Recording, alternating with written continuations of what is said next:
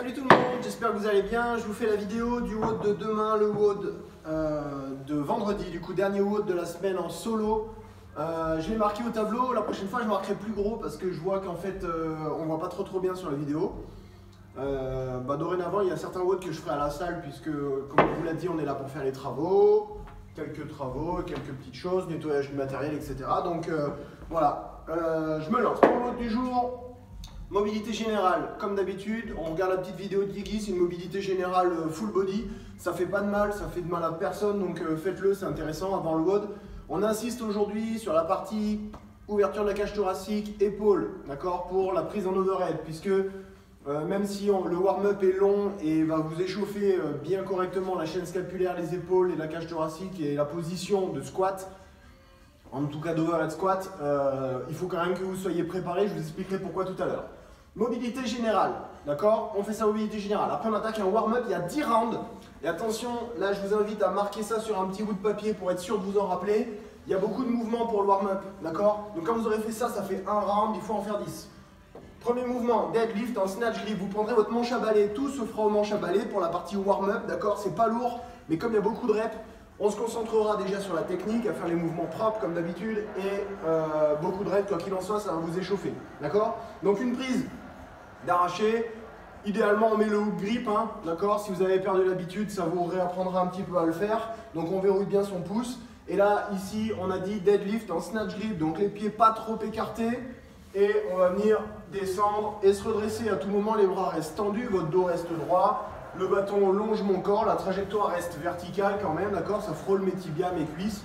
Et quand j'ai fini, je serre bien les fesses pour finir la position.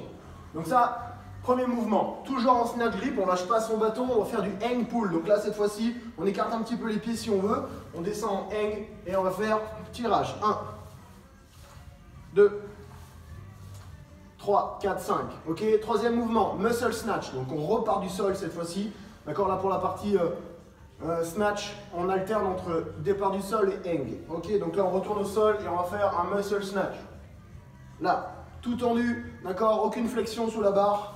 Je redescends au sol, je prends le temps de me placer, je tire lentement, j'explose. Ok, muscle snatch, donc 5 reps toujours. Et ensuite, quatrième mouvement, hang squat snatch. Ok, no foot ou pas, d'accord, vous avez le droit de ne pas bouger les pieds à condition que vous ayez un écartement de pied assez large pour pouvoir faire votre squat. Sinon, réception plus large, comme d'habitude. Ok, donc là, hang, extension, squat snatch. D'accord, on n'est pas obligé de le faire aussi vite, vous pouvez prendre le temps aussi de chuter dessous et de vous redresser. Ok, c'était le quatrième mouvement. Le dernier mouvement, une fois que vous aurez fait votre cinquième squat snatch, vous serez en bas. On va essayer de venir faire 5 sauts press. Donc ça fait 1, 2, 3, 4, 5. Donc toujours en squat profond, on essaie de tenir la position la meilleure possible. D'accord, si c'est pas possible en squat complet, mettez-vous en quart de squat. D'accord, les coudes bien dessous, je pousse et je remonte. Ok, dernier mouvement de l'échauffement, 20 secondes de handstand hold. Donc là, on choisit le mur qui craint le moins chez soi, une porte, voilà, et on vient se mettre en handstand hold, sans bouger. Pendant 20 secondes, ok? Ça fait un round. Il faut faire ça 10 fois. 10 fois, c'est très long, d'accord? Si jamais 10 fois, c'est vraiment trop long et que vous commencez à fatiguer, surtout sur la partie handstand hold, on réduit un petit peu le nombre de rounds, ok? Voilà, donc ça c'était pour la partie warm-up. La partie WOD, vous avez un WOD qui a un AMRAP de 18 minutes sur un nombre de reps qui va monter progressivement puisqu'on va ajouter des reps à chaque round. 2 mouvements seulement, c'est un couplet, 2 HSPU, ok, 4 bag squat snatch. Alors moi ici du coup comme je suis à la salle, j'ai oublié de faire suivre mon sac à dos chargé avec mes livres. Vous chez vous, vous l'avez, je vais vous montrer ça avec le bâton, mais vous ferez ça avec votre bag, avec votre sac à dos, d'accord? Pour ceux qui ont une barbelle, pas plus de 43 kg, c'est le RX habituel pour ce genre d'exercice.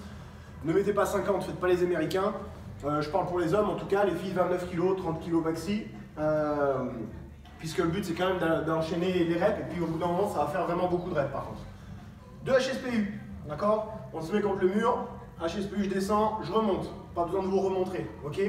Pour les adaptations du HSPU, toujours pareil, c'est du pike push-up, vous avez votre box, votre chaise, le banc, une marche d'escalier, peu importe, et on vient faire du pike, soit sur les genoux, ok, soit, version un petit peu plus difficile, sur les pieds. pas nécessairement avec les jambes tendues, par contre avec le dos droit le plus droit possible et avec les fesses, les épaules et les mains le plus aligné possible. Ok. Les HSPU, pour ceux qui savent le faire et qui peuvent le faire, challengez-vous sur le WOD à faire des stricts HSPU aussi loin que vous pouvez. C'est-à-dire vous faites vos 2 HSPU sur le premier round strict, ensuite 4, etc. En strict. Au bout d'un moment, ça va plus rentrer en strict et vous allez perdre trop de temps. Du coup, on passe à du mouvement en keeping. Et chauffez-vous bien quand même sur les 2 mouvements sur la partie warm-up avant de commencer le WOD. 4 bags squat snatch. Donc là, les bags squat snatch. Justement, je vais vous expliquer quelque chose là-dessus. Donc là, c'est squat snatch. Ok. Avec le sac, attention. Avec le sac, il sera difficile pour vous de faire une rotation interne des épaules. Ça dépend comment vous tenez vos sacs, mais en général, vous serez en rotation externe. Et en plus de ça, vous aurez une prise un petit peu plus serrée. D'où l'intérêt, comme on l'a dit tout à l'heure, en mobilité générale, de bien travailler sa mobilité en position overhead. Ok. Si votre sac n'est pas trop chargé, c'est aussi bien. Okay, j'ai mon sac, extension, je chute et je me redresse. On essaie de faire ça avec les bras tendus. Okay, l'idée, c'est que vous fassiez sur le premier round 2 HSPU, 4 squat snatch. Sur le round d'après, il va falloir ajouter 2 HSPU, 4 squat snatch. Et comme ça, à chaque round. En gros, pour faire simple, ça vous fait 2, 4 pour le premier round. Ensuite, 4, 8, 6, 12, 8, 16, 10, 20, etc. Ok?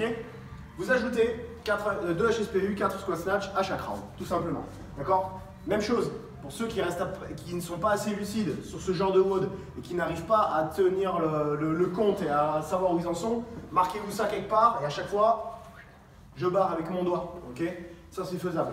Voilà, c'est tout pour la vidéo du jour. Je vous souhaite une bonne journée et à plus tard. Ciao!